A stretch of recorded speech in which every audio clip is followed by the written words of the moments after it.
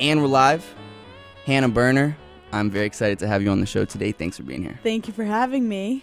So, as I told you a couple minutes ago, is there a little story, a little tidbit, a little fact about you that the world already doesn't know?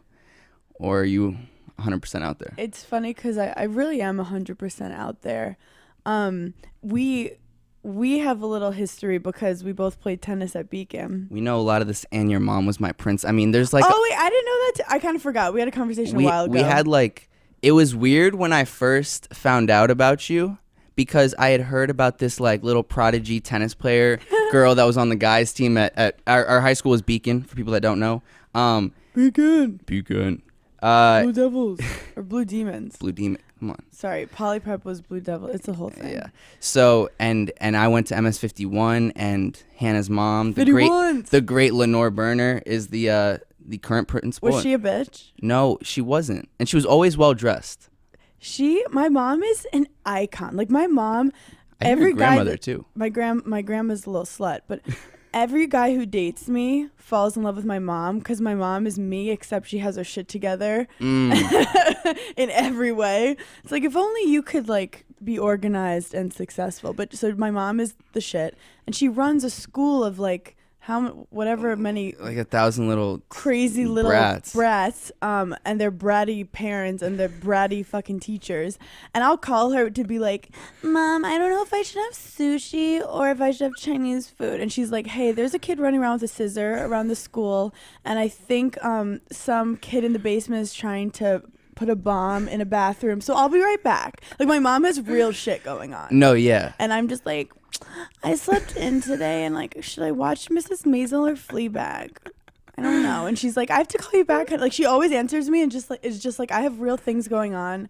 I hope you're okay. As long as you're alive, I have to go save people's lives at this school. I remember I didn't have that many interactions with her because I was the good student and didn't go to the principal's office, but I remember that she was always well dressed. She was always smiling. Yeah, she has a great smile. And she was just she's a good leader, you know. She's just like someone that you would be very happy calling your principal. There's that. Thank you for that. There are not a lot of good leaders out there. I think a lot of people get into leadership positions because of ego, and they like to like show their dominance. And my mom is really one of those people who is just a team player and wants the best for everyone and pushes herself.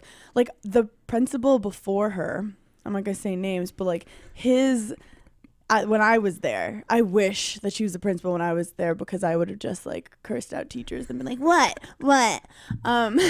just sat on their desk. You were that bratty kid? No, I'm competitive, so just like a game player. I just want to get A's and get out.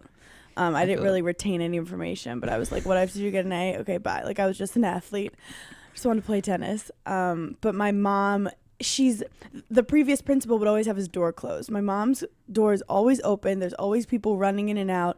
She's handling from the parents to the kids to the teachers. She's everyone's like emotional like therapist. And she's retiring soon though. And it's interesting to see her have like a second chance at doing like stuff she wanted to do before she got on this like teaching thing, which was kind of just a convenient thing at first when we were kids, that she could like come home early, and then she kind of went up the corporate ladder to the top of the education game.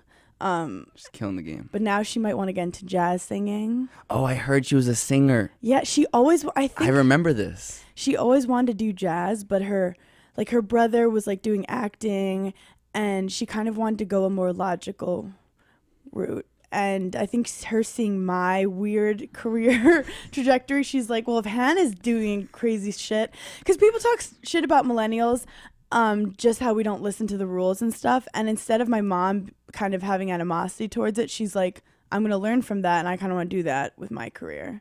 So she's like 55, 56, and she's going to start something new, and I'm excited for her. Wow.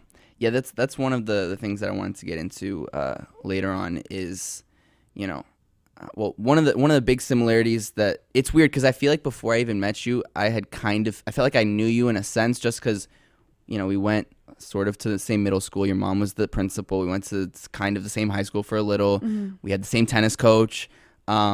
the whole tennis thing, and for me, what I'm curious about with you is, you know, having played tennis for 20 plus years, and then making a quick pivot into like, you know, new worlds that, you know, you probably didn't imagine when you were playing tennis you'd ever be in. Mm-hmm.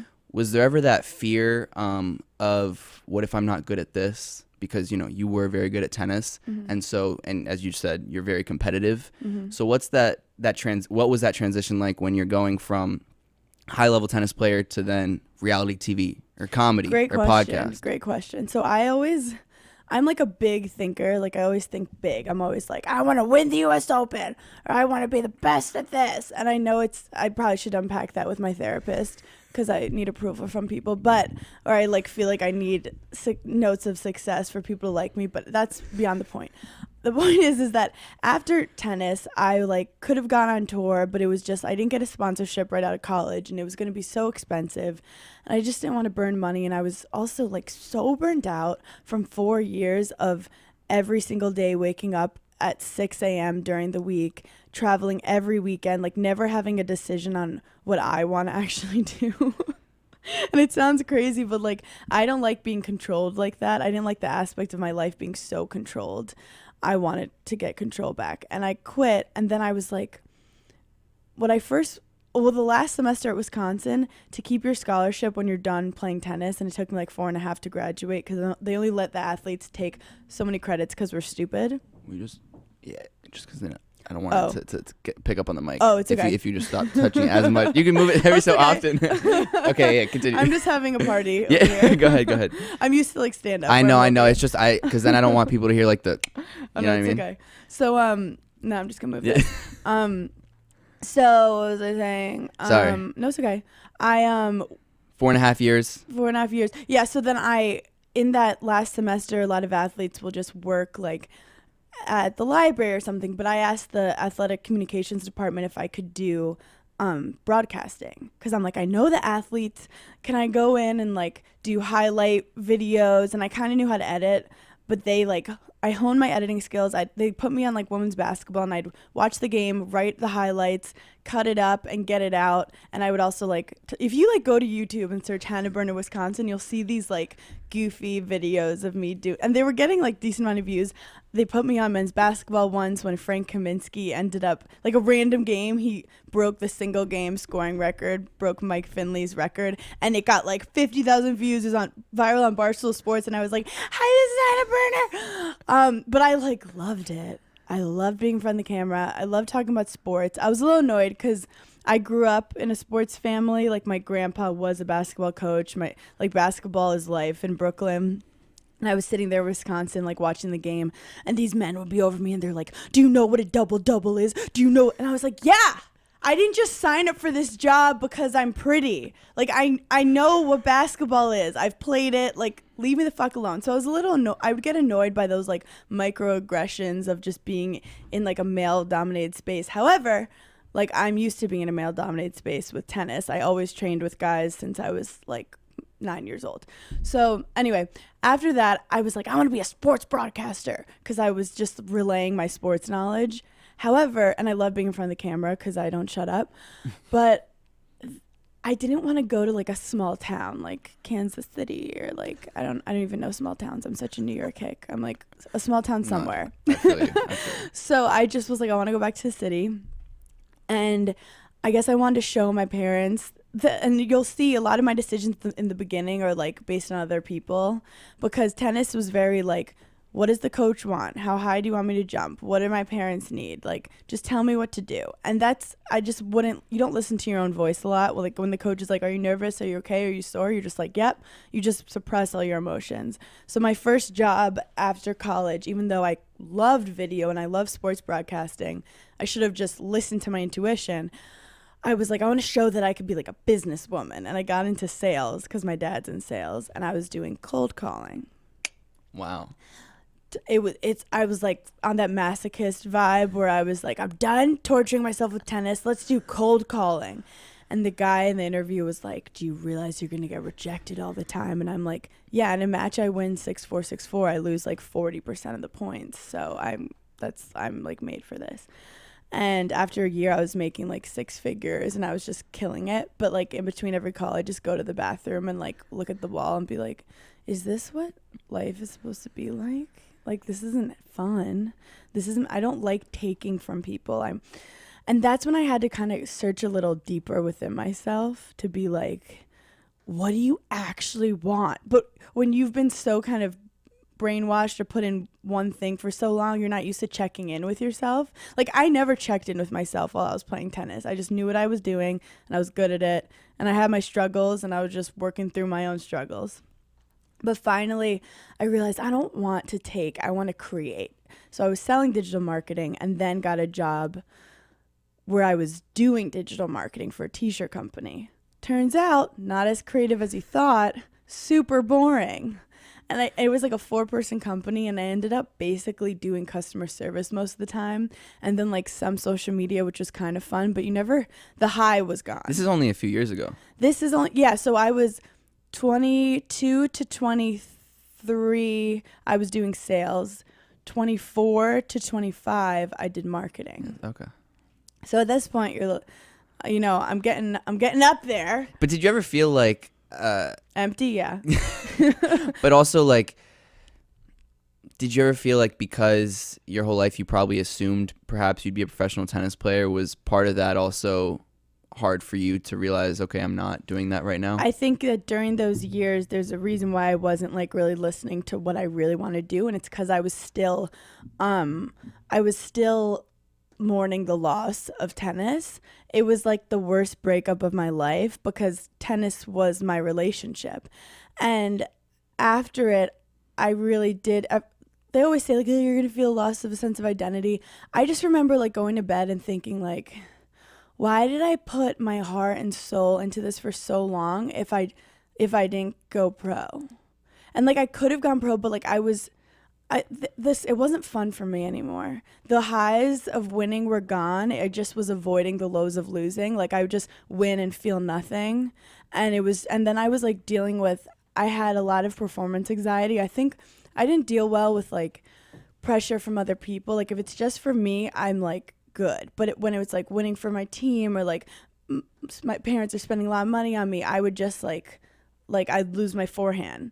I would lose my second serve. I was underhand serving at Wisconsin for like 6 months because I just like couldn't. I was playing 1 for Wisconsin underhand serving. Yeah, like I was kind of gangster. It was gangster because I would win. Like I'm messy. They called me like winning. I win ugly, but it was torture. Like all I cared about was winning, and it was torture. And I wasn't in love with the game anymore, but I didn't even know that. But then afterwards, I'm like, why did I go through all this torture? Because I'd always be like, this torture's going to be worth it. I'm going to win the U.S. Open. And then I'm just like 22, like no passion for anything, in bed, just like crying, like, why did the world do this to me? Like, which is very like victim oriented, but I just didn't understand. Like, I didn't see the big picture. I just felt like I wasted my whole life doing something that I didn't even love that much. Well, it also feels like... Sorry, that got dark. But No, I would imagine that the way that you bounced back was probably also because of tennis and because you had that fighter mentality that you need to be a successful tennis player. I had this like emptiness after tennis where I didn't feel like I had a purpose. And it's so weird because I think I didn't find my voice. And then when I found my voice, everything changed for me. So Was there one big moment where you feel like, wow, okay, I found myself, I found my voice?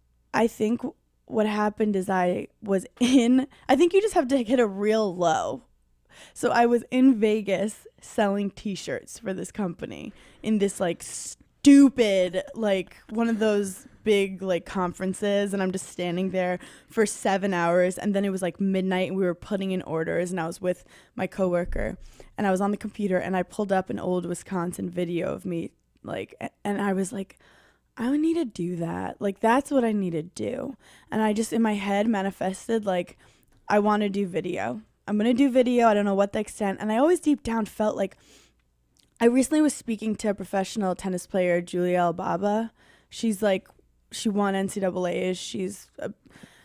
She's like huge in the East. And she reached out to me recently because she's like, I love what you're doing. And she's like, I've been injured. I'm having trouble. And I was like, you have to understand, when you're great at one thing, it's very easy to parlay it into other things.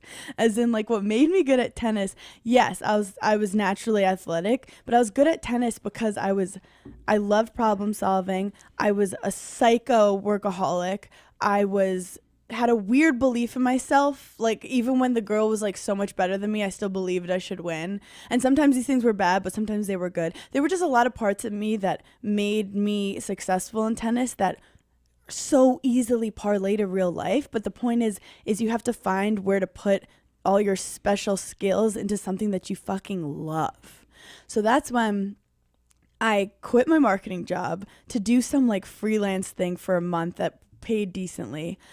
And then my friend said, hey, Betches is looking for a video producer.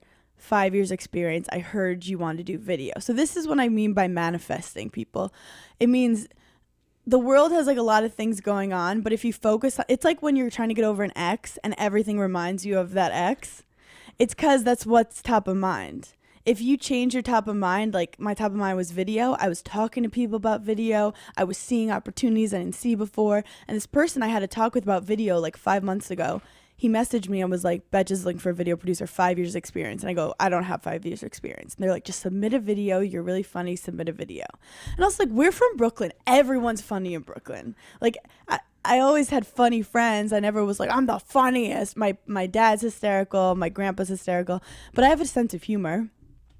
I submit a video to Betches. They call me in and they say, oh, also in the meantime, I had a free internship at scout.com, which is like, so I'm 26 or 25 and a half at that time. Free internship with this college sports network where I was like honing my editing skills, but I really was just as a video intern, but I was just giving them stats on like college football, which was pretty boring. But it made me look more legitimate to Betches, that I'm not just like not doing anything. Also, my friends are like, ooh, Hannah's like not doing well. Hannah's like has a free internship. And I'm like, but I know the bigger picture. Even though I didn't know if it would work, I just knew what I was trying to do. So Bet just calls me in and they go, you have no fucking experience. But I was like, I have all these ideas. Also, it's social video. Like, I'm a 25-year-old millennial. If someone knows, all you do is send funny GIFs and like make stupid Snapchats to your friend. I'm like, this is what I do every day. I probably have more experience in this than anything in my life besides tennis. So they go, we think you're great. We're going to pay you $300 a week and on freelance, and then we'll see where we go from there. And that's where Betches boot camp began for me. So that's where for the first time I had like a fire inside me again. I was writing 80 memes a week, like tweets, which is basically like a joke writing, like boot camp. And then I started doing, they told me we don't want your face in any videos. They have 6 million followers. So there was a weird like thing with like, they didn't want anyone to blow up, which is, we'll get into that later. It makes sense, but I mean, it does make sense, but it makes sense for what happens later.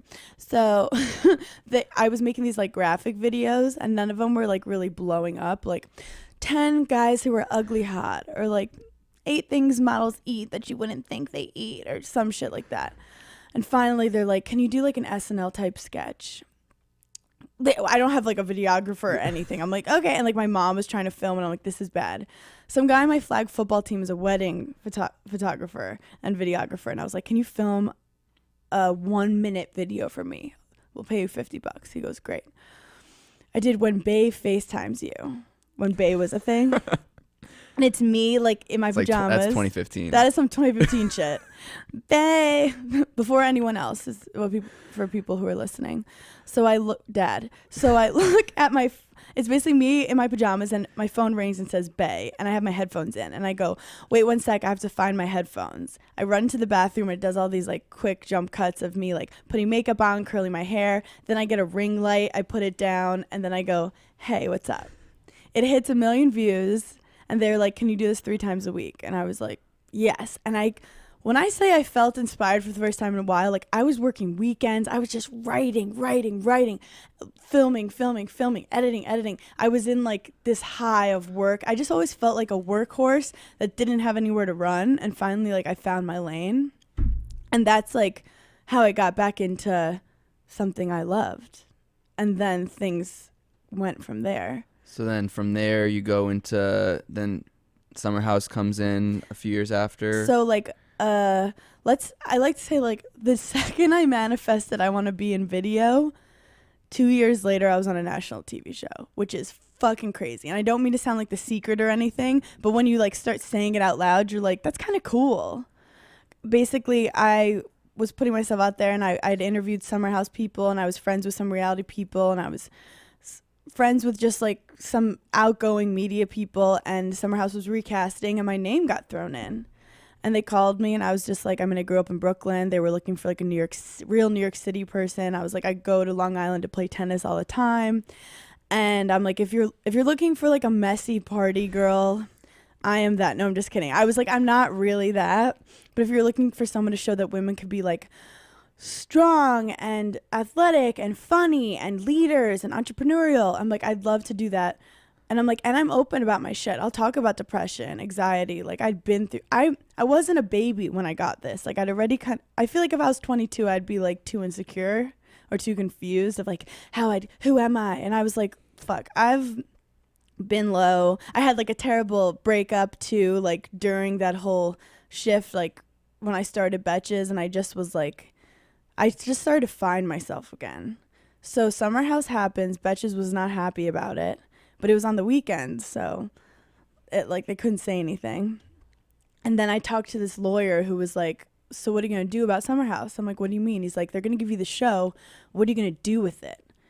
And I was like, I've always wanted to start a podcast about like mental health comedy, because I was meeting all these celebrities at Betches who were all like miserable or like just like you just in my head I had looked up to like, oh my God, if I could be famous, I'd be so, like, life would be different. Everyone would respect me, all this stuff. And I was meeting all these, like, successful, famous people. And I was like, oh, my God, they're, like, more fucked up than the average person. So I wanted to create a podcast where I talk to people about their dark shit, their insecurities, what keeps them up at night. But overall, with a comedic tone. So I start that. And then by the time Summer House airs, I have my podcast. Betches fired me, which is one of those things that, like, they basically said that like they felt like I was distracted. Some people in the company definitely were not happy that I was like on a TV show. And at first I was like, this is so fucked up. I was the 7th hire there. I started their video team, put my heart and soul into that company. And they basically just kind of like kicked me out. But then I realized like, oh, I'd hit the glass ceiling. Like I wouldn't have quit myself. So from there, it's just been like podcasting, Summer House, and then very recently I basically got asked in April. Was it last April? Yeah, last April. Caroline's, the comedy club, DM'd me. Carolyn Gittimer, who is the booking agent, who I will always remember, slid into my DMs and said, do you want to do a live show for Berning in Hell, which is the podcast name? And I was like, I guess that's the next step. And my friend goes, you have to do 10 minutes of stand-up. And I had dated a stand-up, like a very successful stand-up for like a year. So was very familiar with stand-up. But a part of me was scared to do it because it was like his thing, which is so stupid. But like he's like, I just felt like it was his thing. And if I were to do it, he'd like talk shit. I don't know. I just was like, if I was going to do it, I wanted to know I really wanted to do it. But I was missing, like Summer House reality TV, I'm not like involved creatively in it. And the podcast is fun, but I was missing like a third out. Like, I think with successful people, you're never fully like content. Content is like contentness. What is the word? We went to school. I know you went to school. Content. Being content is being content is Jesus Christ. I'm a dumb jock. Being content is like the ultimate like first step to just stagnancy. So like I just was like, I want more. I want that high again. I think I was missing the high of performing, which, let's be honest, like you get that high when you're filming reality TV, and you get that high in tennis. And like ESPN actually wrote an article. I read it yesterday. Yeah, just how the connection of like what I went through with tennis helped me with reality TV, and that like Lindsay is fucking scary when she's drunk, but you know who's scarier? Like that girl across the net at Northwestern on the third set tiebreak, second serve, when I literally have zero confidence in my second serve right now. That scares me. But Lindsay being drunk and yelling at me doesn't. Is there something about also doing these different, being in these different fields where it's basically a one-man show, you know, whether it's tennis and you're alone on the court or stand-up where you're just standing there in front of a mic, that tennis perhaps prepared you for? And also, I think, I mean, you know, in my experience with tennis as well, is you get all the credit when you win and you get all the credit when you lose. Yeah. And you can't pass the ball. You can't call a timeout. exactly. So stand-up, you can't just be like, I'm done. In 5 minutes, I'm done. You're so right. And because when I first started dating this stand-up, he was like stand-up, you wouldn't understand my art. And I was like, actually, it's kind of similar to tennis. You're like out there and there's a variable of like not just your performance, but like with the audience. You're traveling every weekend alone. When you bomb, it's your fault. I'm like, tennis is so similar to stand-up. And that's how we kind of bonded. And I think I felt that high again that I was kind of missing from tennis, which is like, it's up to you again. Like I think tennis players are very entrepreneurial. Like you're kind of like out there, like you got your ranking, your sponsorships, and you're working it. And like the lows are so low, but the highs, I'll like lose a match and I'm like, I'm pretty sure that I'm the worst tennis player that ever played tennis. Then you win and it's like, all right, yeah, what's next? When I win, yeah. So I end up, my friends like do 10 minutes of stand up.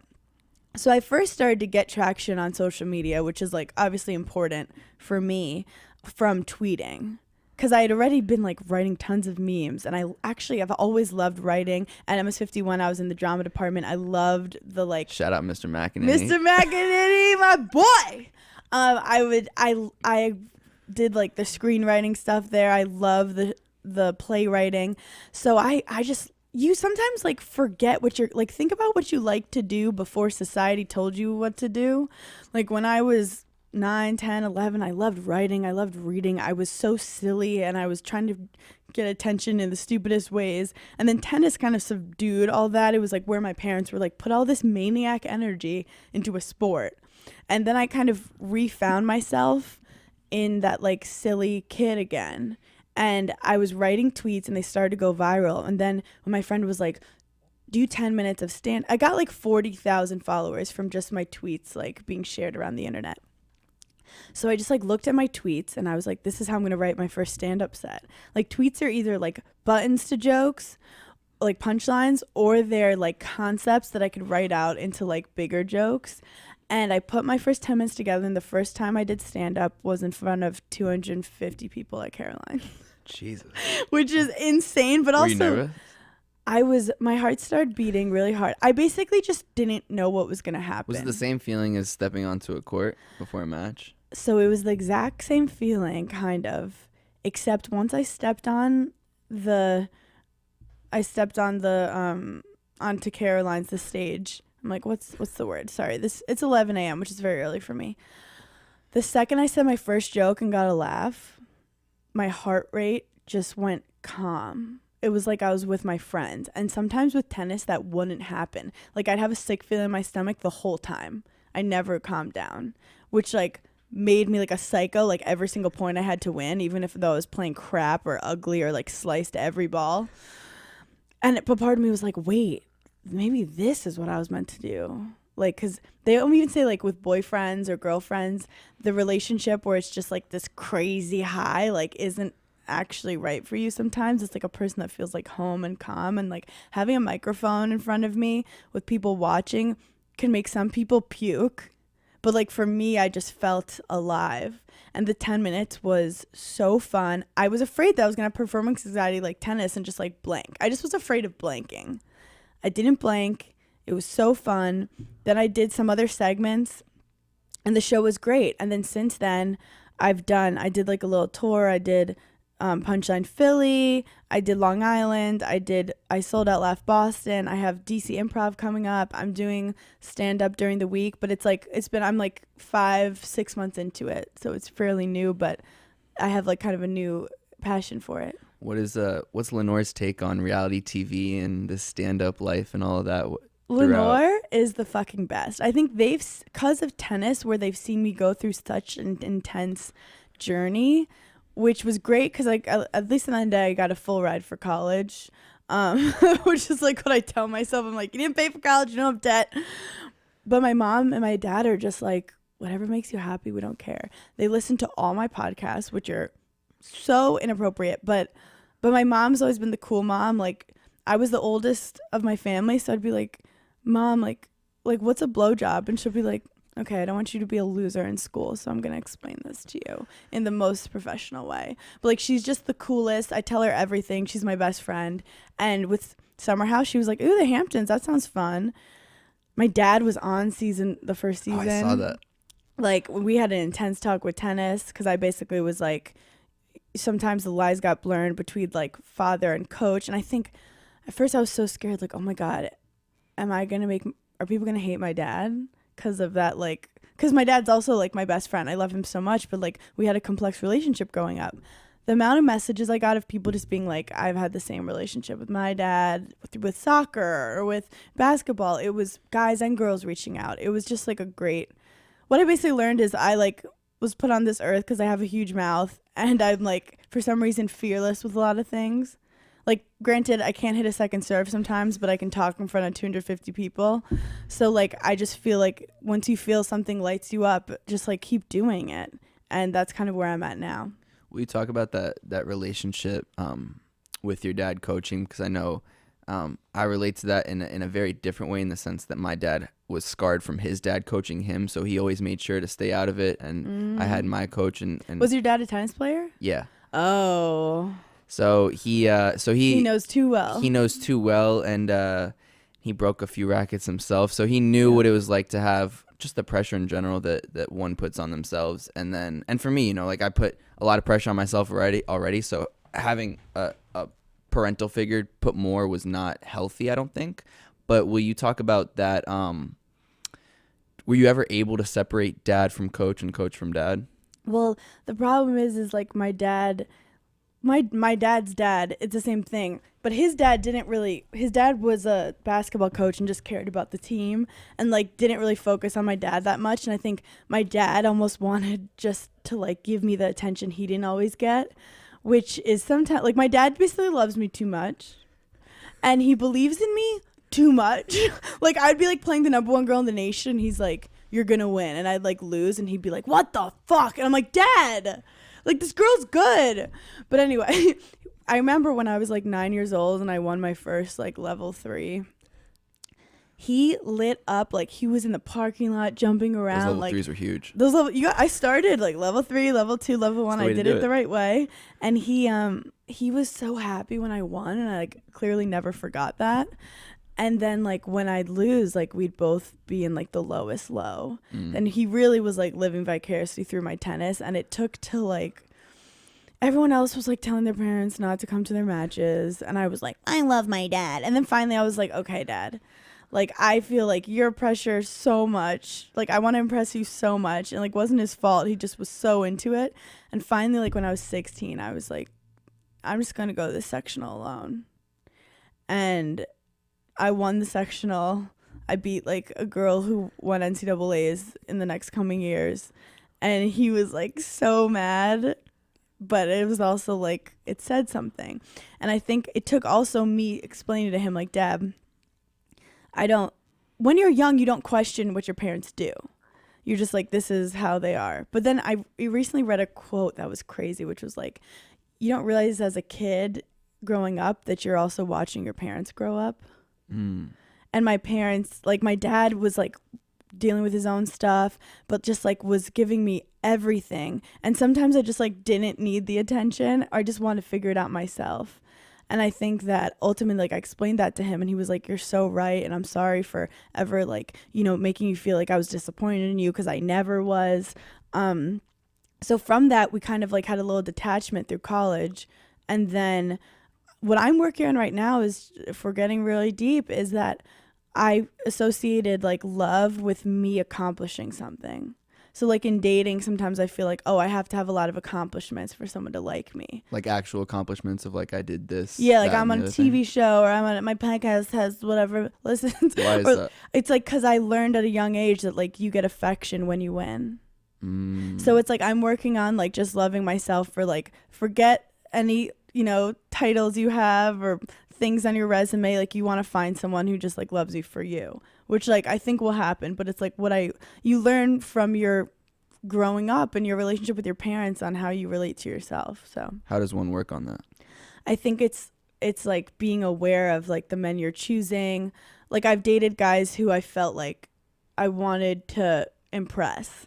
Where like you should never feel like you need to impress someone. Or like other guys who have similar, like they're all about their ego and like it turns into like kind of an ego relationship. Because I've dated guys who were like, I've dated guys who are famous, I've dated guys who are rich, I've dated guys who are, 6'7", whatever. It's like my whole tweets came out of like, do I actually like him or is he just tall? Like a lot of the time I'll date a guy like 7 months in and I like bullied him to date me and then I realized I don't even like him.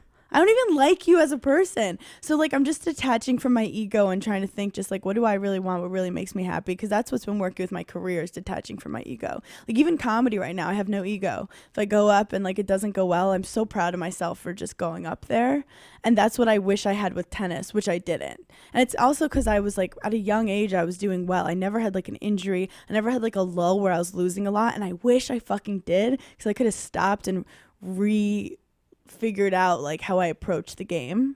Like literally when you're always kind of winning or you're always like kind of top 10 in the East, you never change your habits.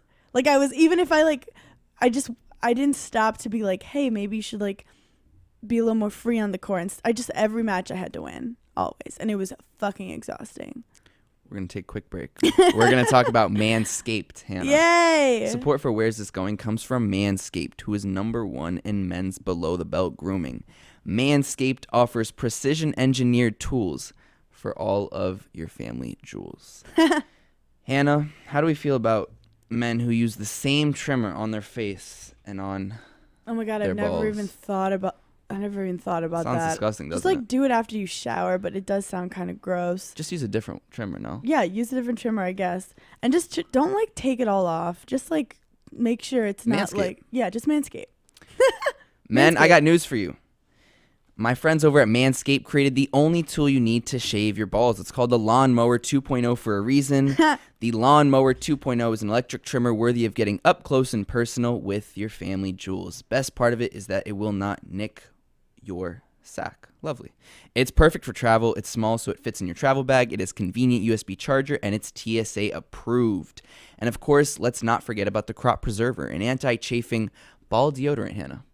Ball deodorant. Chafing's real. I suppose so. You already put deodorant on your armpits, so why are you not putting deodorant on the smelliest part of your body? When it comes to all hygiene, Manscaped has you covered. They even have a new cooling antifungal foot spray for athletes like yourself. Nice. In case you have smelly feet. I do. Say goodbye to stinky foot funk and dry skin with Manscaped Foot Duster. Get 20% off and free shipping using promo code WTG at Manscaped today. And we're back. Nice. Manscaped. Love them. I love them. Love them. Love that. We should get them sponsored on your Take show. care of yourself. I have like a lot of You have women. I have a lot of women that listen. You can Womenscape. I can Womenscape. But lately I've been doing laser. Oh. It's abrasive. I'm a masochist.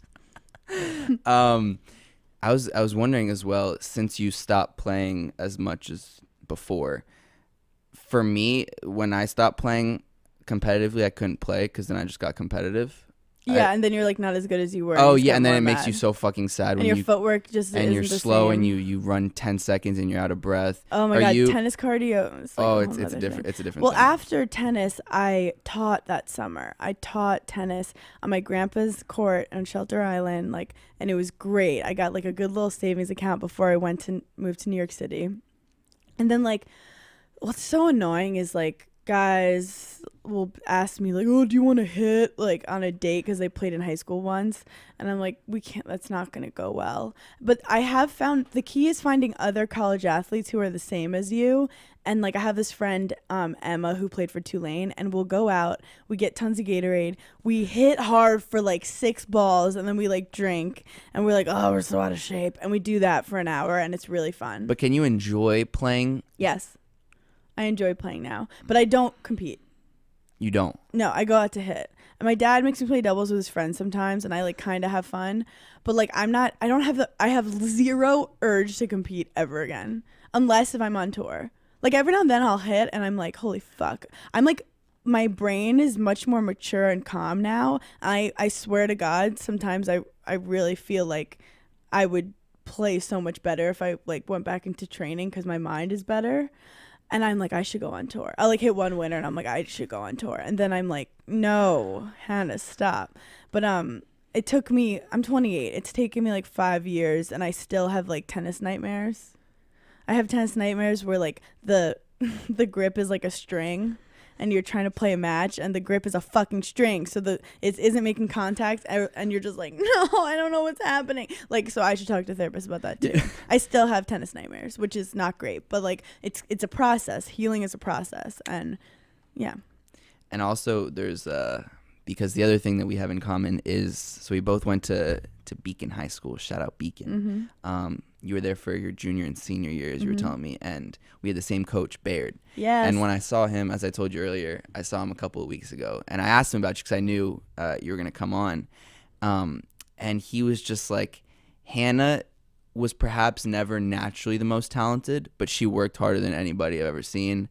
I think you had a New York Times article written about you where you were, I'll let you explain it probably better than I can, but basically that you were, at the time, Beacon has had an incredible history with tennis, and you were just so good that the girls' team was not, especially at that time, it was not anything. They didn't have a girls' team. They didn't even have a girls' team. Yeah, this is interesting. So I had been playing in Florida at a tennis academy because I was ranked like at 14, I was ranked like 15 in the nation, and the coaches were like, if you want to go pro, you have to go to Florida, which in hindsight I kind of regret, but whatever. I went to Florida, they changed my forehand grip, it was a whole thing. I started playing internationally. I like had no confidence in my forehand. My parents are spending money on me.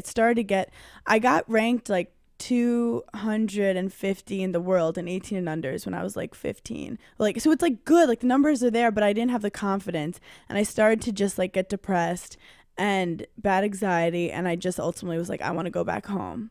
So I get back to, it's junior year. This is like when colleges are starting to like scout. I have no national ranking, just an international one, and I'm just feeling lost, confused. I actually almost quit tennis.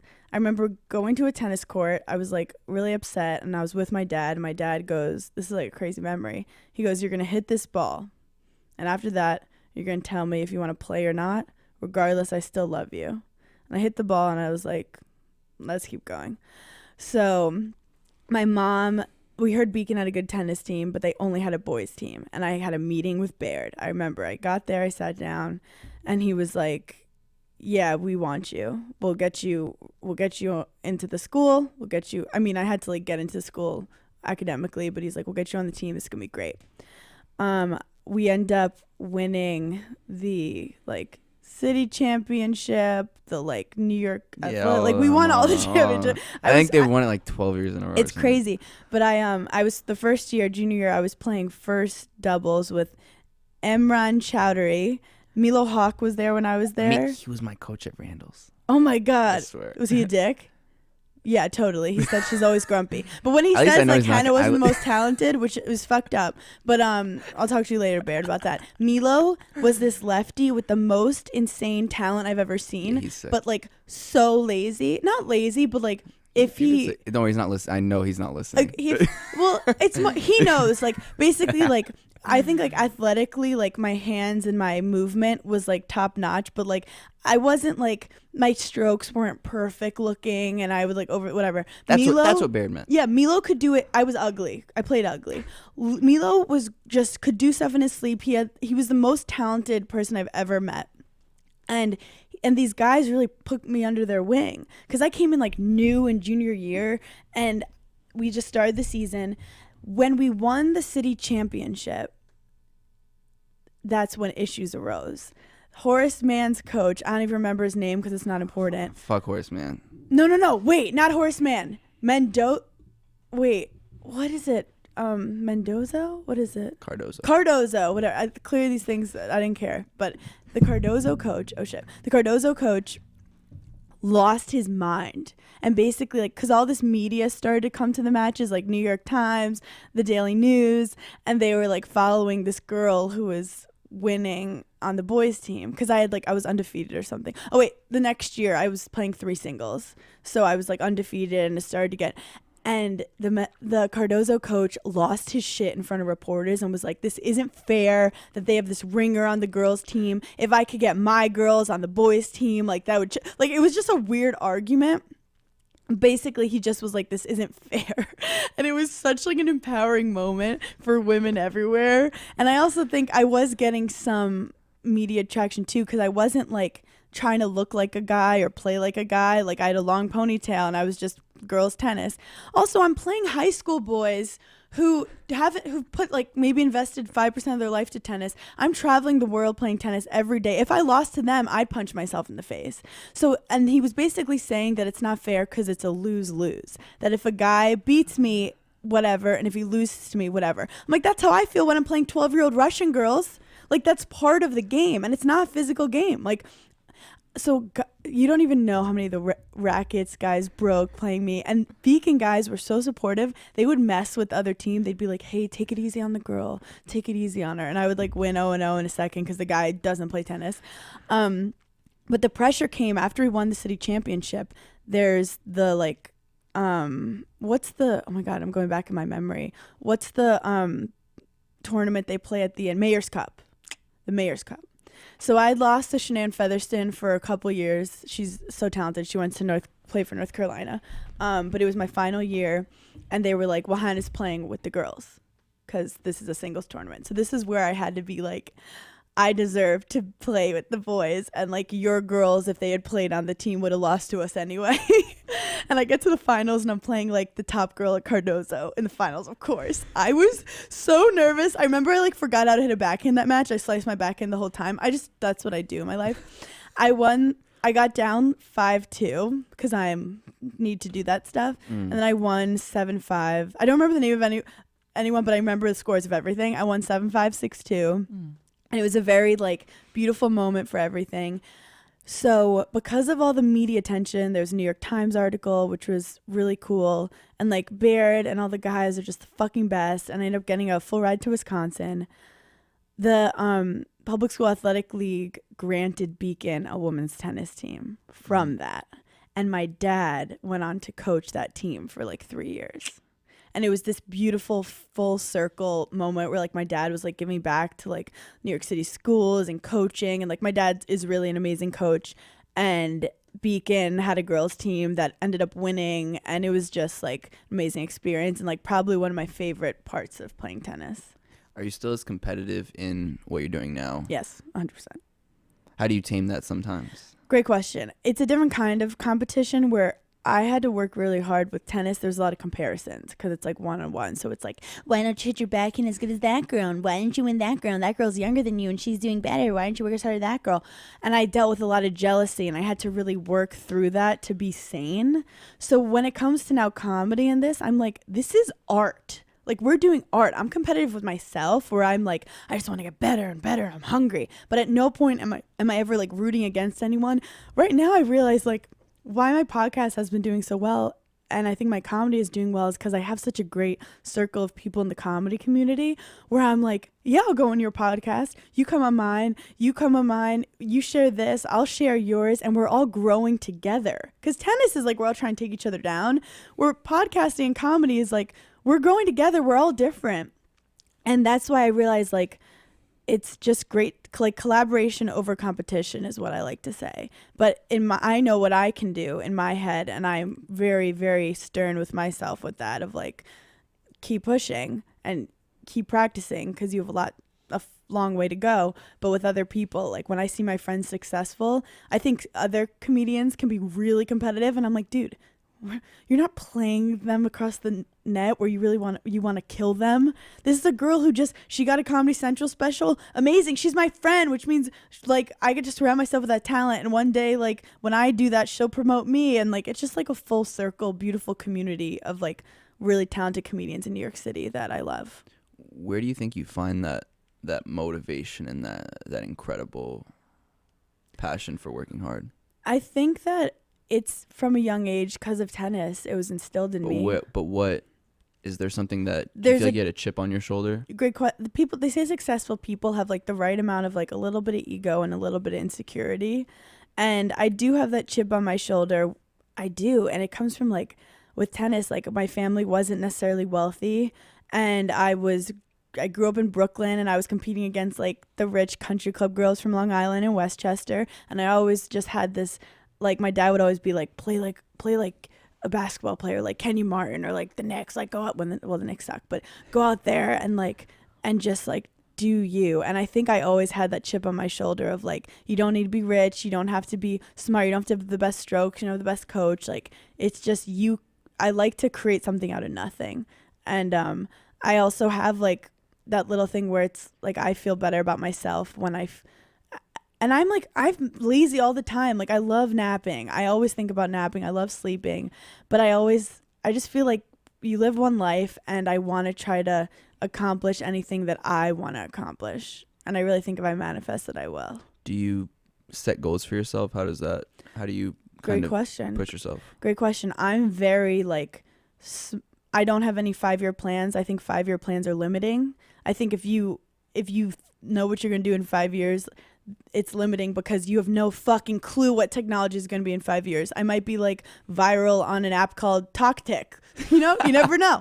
So that's a new it's thing. Coming soon. That's Hannah the Berner's new thing. creating it. I'm creating We'll it. We'll drop it. Yeah, hell yeah. Or like the Manscaped app. You never know. So I feel like I'm very small with my goals. Like I just have lists all the time. Like right now I know I have a podcast later, and I have to edit 2 videos, and I have 2 comedy shows tonight. I just focus on that and want to do the best at that, and then be honest with yourself. Be like, you know what, that video wasn't that good, or that set wasn't that good, and that you need to stop telling that joke because it's not funny, and I don't know why you still like it, but it's not funny. So it's like a combination of being hard on yourself, but then also empathetic with yourself. Like, you know what, you worked your little butt off all week, don't do shit this weekend. So like it's balancing, and it's like a combination of pushing yourself to accomplish the little goals every day, but then also being empathetic with yourself that like it's okay if you didn't do any of it.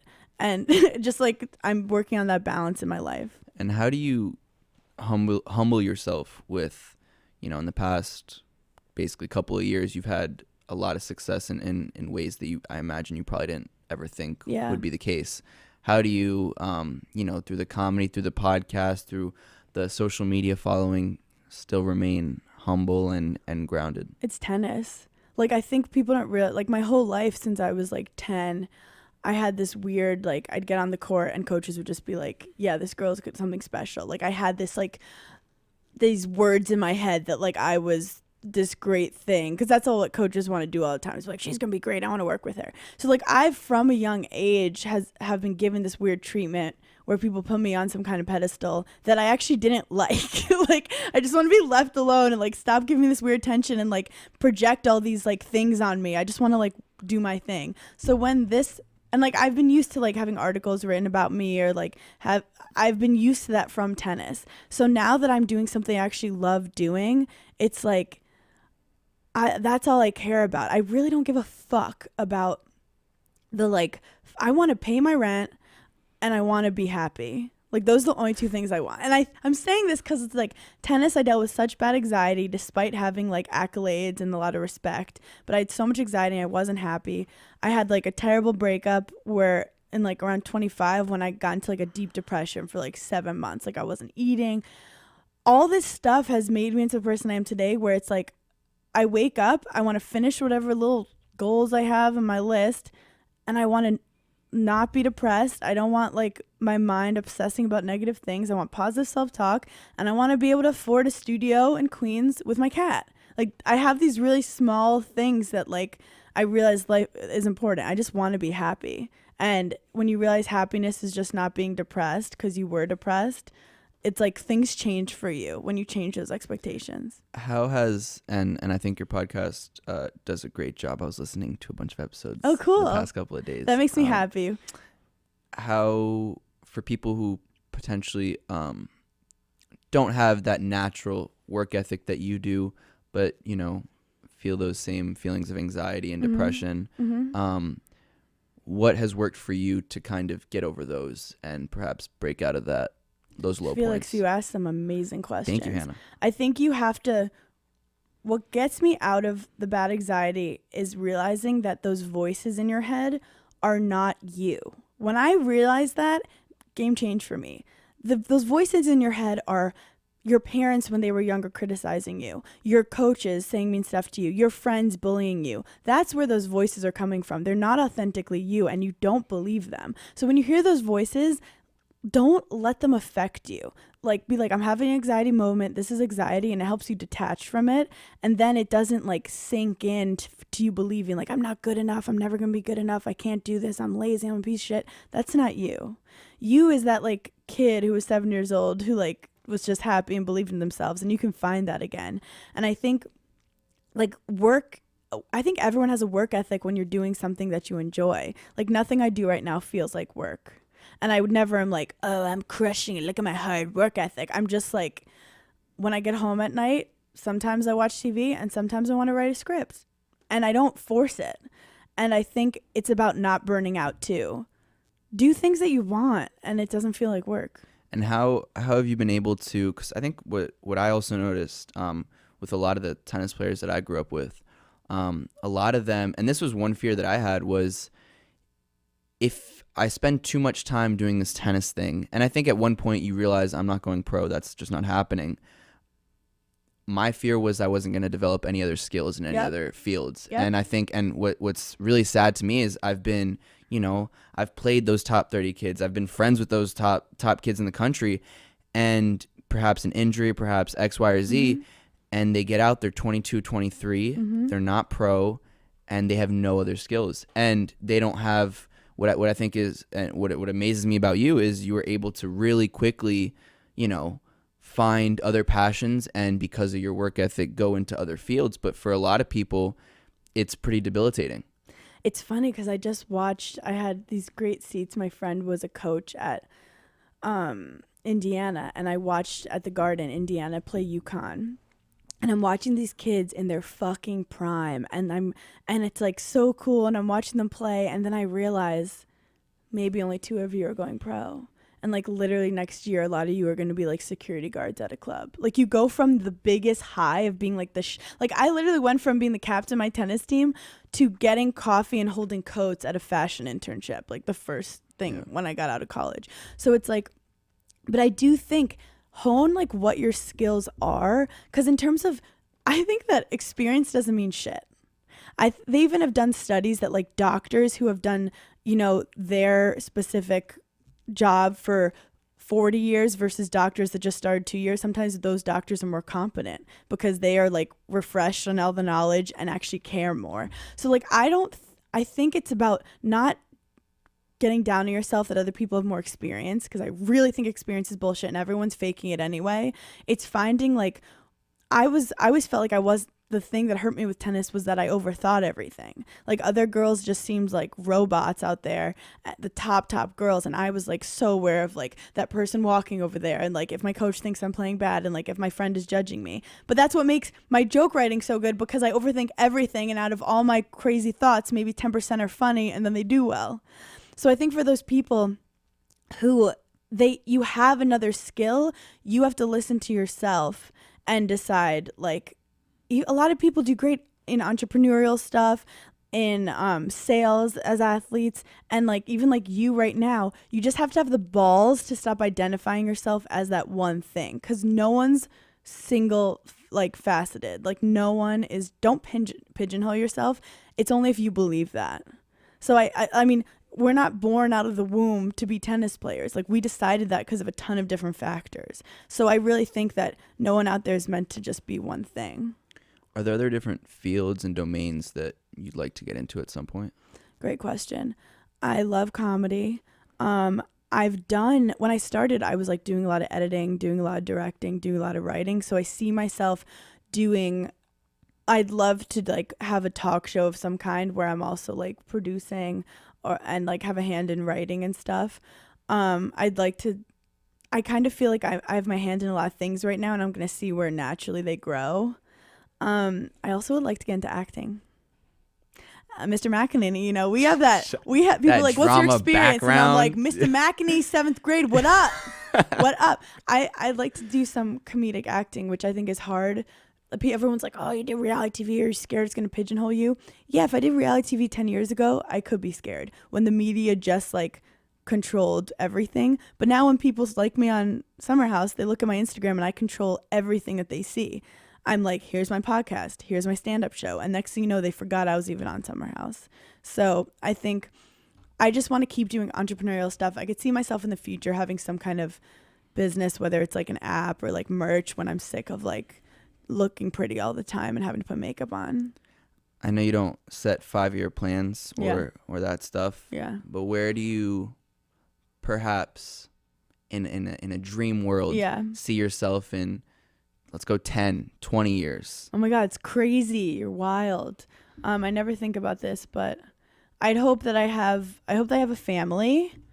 I always put my like career. Are they going to play tennis? Oh God. Little kids? I hope they don't. Could you coach? I'm going to let them choose. Like, I'm going to let them choose. And if this bitch chooses a tennis racket, fine. But I'm going to be like your dad. I'll support them in every way, but I'm going to be like so positive. Like, I'm just going to be like, did you have fun? But who knows? I might become a psychopath. But I hope I was put on this earth to learn from my past, to then be like, I love coaching kids. Okay, wait, this is really funny. Do you know what I actually want to do in 20 years? Do tell. I'm going to be, what am I, like 50? I want to like still be doing, any kind of showbiz stuff, because I like love that. But I want to basically live on a farm with like a ton of cats and like paint. You heard it here first. Hannah Berner. Be like painting with cats. Painting cats. Painting cats, 20 years on a farm. It's beautiful. Yep. You can follow Hannah on Instagram at Being Burns. That's BeingBernz. Yeah.